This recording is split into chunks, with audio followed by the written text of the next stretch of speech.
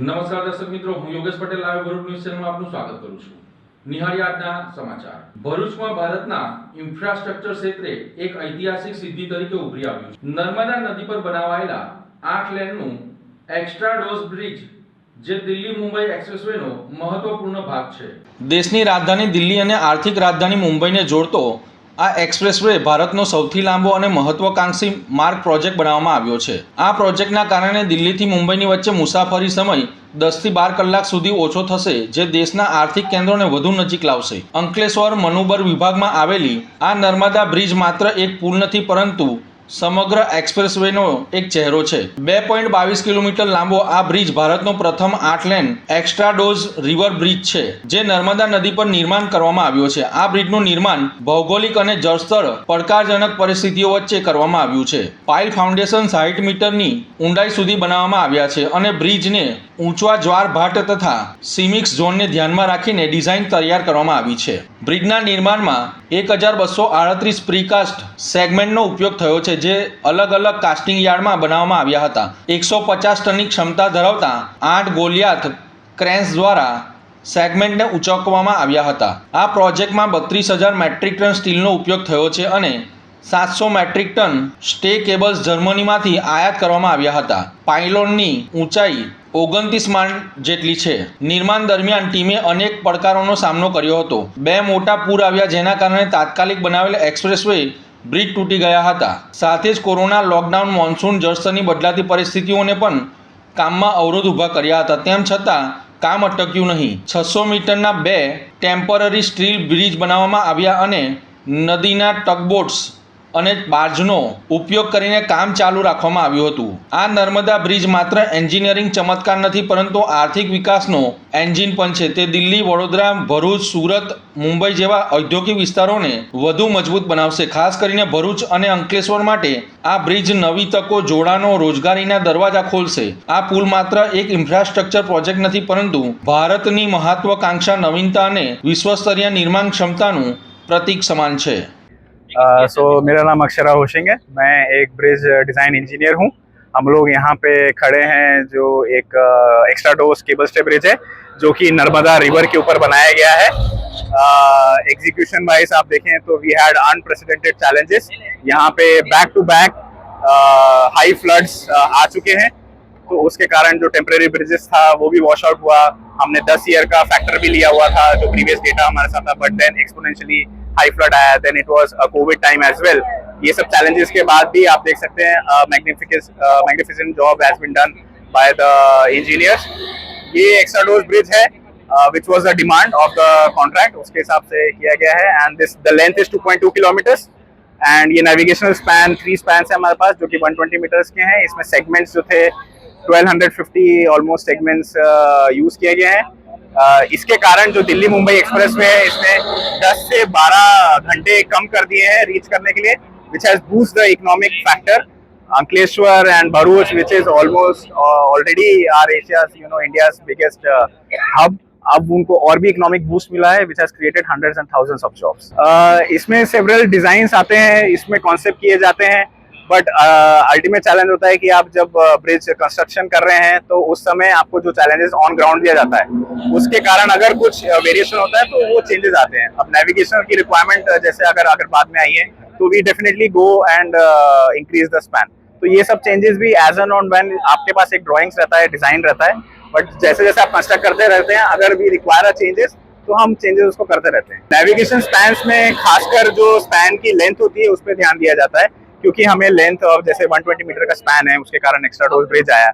तो इसके कारण जितने भी यूजर्स हैं जो बोट के थ्रू ट्रैवल करना चाह रहे हैं, तो बिना किसी हर्डल के they have a width that which they can travel, तो it becomes easy for them.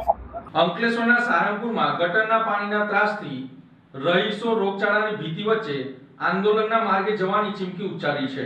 અંકલેશ્વરના સારંગપુર પંચાયત વિસ્તારમાં છેલ્લા 20 દિવસથી ગટરના પાણી જાહેર માર્ગો ઉપર ફરી વળતા સ્થાનિકોનું જીવન દુષ્કર બન્યું છે. વારંવાર રજૂઆતો છતાં તંત્ર ઘોર નિંદ્રામાં હોવાના આક્ષેપો રહીશો દ્વારા કરવામાં આવી રહ્યા છે.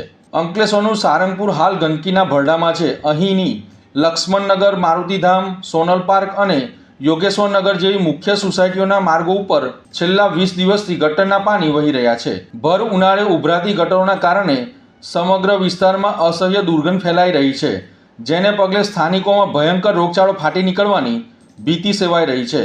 મુખ્ય માર્ગ ઉપર પાણી ભરાયેલા હોવાથી રાહદારીઓ અને વાહન ચાલકોને પસાર થવામાં પણ ભારે મુશ્કેલીનો સામનો કરવો પડી રહ્યો છે.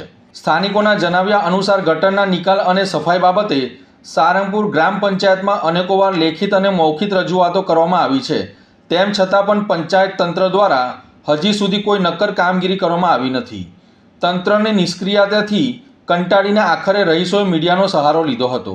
જો આગામી દિવસોમાં આ ગંદા પાણીના નિકાલની યોગ્ય વ્યવસ્થા કરવામાં નહીં આવે તો સ્થાનિકોએ ઉગ્ર આંદોલન કરવાની ચીમકી ઉચ્ચારી છે.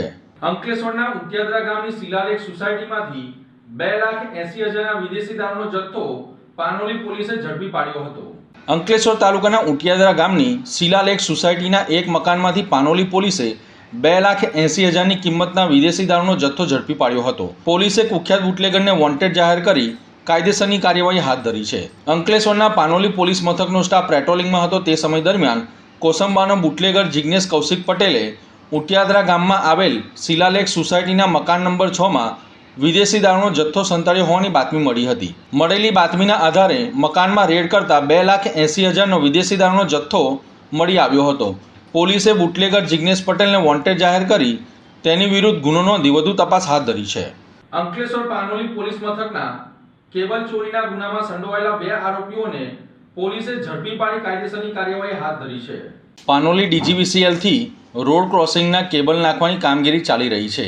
જે કામગીરી માટે ઉપયોગમાં લેવાયેલા કેબલ કોન્ટ્રાક્ટર વિવેક મોદીએ પાનોલી બી સબસ્ટેશનના ગેટની બહાર ખુલ્લી જગ્યામાં મૂક્યો હતો. તે દરમિયાન ગત તારીખ 17મી માર્ચથી 22 માર્ચ સુધીમાં અજાણ્યા ઈસમોએ કેબલ ડ્રમમાંથી 108 મીટર કેબલ મળી કુલ 1.40 લાખના મુદ્દામાલ ચોરી કરીને ફરાર થઈ ગયા હતા. આ ચોરીની ઘટના અંગે પાનોલી પોલીસે ગુનો નોંધી ગણતરીના દિવસોમાં જ ચોરીનો ભેદ ઉકેલી કાઢી નોબલ માર્કેટ સ્થિત ન્યૂ ઇન્ડિયા નૂર મોહમ્મદની ચાલીમાં રહેતો અતિકુર રહેમાન, અબ્દુલ કુસુદ શાહ અને મોહમ્મદ આમિર મોહમ્મદ સિદ્દીકીને ઝડપી પાડ્યો છે.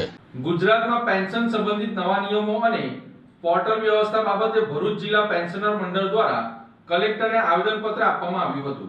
ગુજરાતમાં પેન્શન સંબંધિત નવા નિયમો અને પોર્ટલ વ્યવસ્થાને લઈને નિવૃત્ત કર્મચારીઓમાં અસંતોષ જોવા મળી રહ્યો છે. ત્યારે આજરોજ ભરૂચ જિલ્લા પેન્શનર મંડળ દ્વારા કલેક્ટરને રેલી કાઢી આવેદનપત્ર પાઠવ્યું હતું. આવેદનમાં જણાવ્યા અનુસાર સરકાર દ્વારા અમલમાં મુકાયેલ પેન્શન પોર્ટલ અનેક ટેકનિકલ ખામીઓ અને પ્રક્રિયાની જટિલતાના કારણે નિવૃત્ત કર્મચારીઓને મુશ્કેલીઓનો સામનો કરવો પડી રહ્યો છે. પેન્શન પોર્ટલ હેતુ નિવૃત્ત કર્મચારીઓને સરળતા, પારદર્શિતા અને સમયસર પેન્શન ઉપલબ્ધ કરાવવાનો હતો. પરંતુ વાસ્તવિક સ્થિતિમાં પોર્ટલ પર રજિસ્ટ્રેશન અને માહિતી અપડેટ કરવામાં તકલીફો ઊભી થઈ રહી છે. ઘણા નિવૃત્ત કર્મચારીઓએ સમયસર પેન્શન ન મળવાની પણ ફરિયાદ કરી છે. ખાસ કરીને 1/9/2025 પહેલાં અને પછી નિવૃત્ત થયેલા કર્મચારીઓ વચ્ચે પેન્શનની ગણતરી અને ચૂકવણીમાં તફાવત જોવા મળ્યો છે, જેને કારણે સમાનતા અંગેના પણ પ્રશ્નો ઊભા થયા છે. આ મુદ્દે કર્મચારીઓ દ્વારા સરકાર પાસે સમાન પેન્શનની માંગ કરી છે. મારું નામ પરસોત્તમભાઈ પ્રભુભાઈ આહિર, રિટાયર મામલતદાર અને પ્રમુખ ભરૂચ જિલ્લા પેન્શન મંડળ ભરૂચ. આજ રોજ જે અમે આવેદનપત્ર લઈને આવ્યા છે એનો મુખ્ય હેતુ એટલો જ છે કે કેન્દ્ર સરકારે સંસદમાં તારીખ 25/3/2025ના રોજ એક ખરડો પસાર કર્યો છે અને તે ખરડો મંજૂર પણ થઈ ગયો છે. આ ખરડો અમારા પેન્શનરોના બંધારણીય હક તથા નાણાકીય હકને અસર કરતા છે, જેથી એનાથી અમે ઘણા જ નારાજ છીએ અને એની સામે અમારો વિરોધ છે. જેથી પેન્શનર નાણાકીય બિલ 2025 સામે અમારો સખ્ત વિરોધ છે. અમારા મહામંડળની સૂચના અનુસાર, કેન્દ્ર સરકારના મહામંડળની સૂચના અનુસાર આ ખરડો પાછો ખેંચાવવો જોઈએ એવી અમારી સૌની માંગ છે. જાડેશ્વર ખાતે આવેલ આરકે એલિનોરા શોપિંગમાં સાઈ અગરબત્તી નામની દુકાનમાં શોર્ટ સર્કિટના કારણે આગ લાગી હતી. જાડેશ્વર ચોકડી પર આવેલ આરકે એલિનોરા શોપિંગ સેન્ટરમાં આવેલી સાઈ અગરબત્તીની દુકાનની અંદર આજે વહેલી સવારે શોર્ટ સર્કિટના કારણે આગ ભભૂકી ઉઠી હતી. જો કે શોપિંગમાં ફાયર સેફ્ટીના સાધનોના કારણે દુકાનમાં લાગેલી આગ ઉપર ગણતરીની મિનિટોમાં જ કાબૂ મેળવી લેવાયો હતો. જ્યારે ભરૂચ નગરપાલિકાને જેનેફસીના ફાયર ટેન્ડરના બંબાઓએ આવતા વિલંબ થતાં સ્થાનિક લોકોની મદદથી જ શોપિંગમાં રહેલા ફાયર સેફ્ટીના સાધનોથી આગ ઉપર કાબૂ મેળવાયો હતો. અહીંયા નગરપાલિકા અને જેનેફસીના ફાયર બંબાઓ સમયસર ન પહોંચતા લોકોમાં આક્રોશ જોવા મળી રહ્યો છે. તો આ હતા આજના સમાચાર. નવી ઘટનાઓ સાથે ફરી મળીશું. ત્યાં સુધી જોતા રહો લાઈવ ભરૂચ ન્યૂઝ ચેનલ. નમસ્કાર.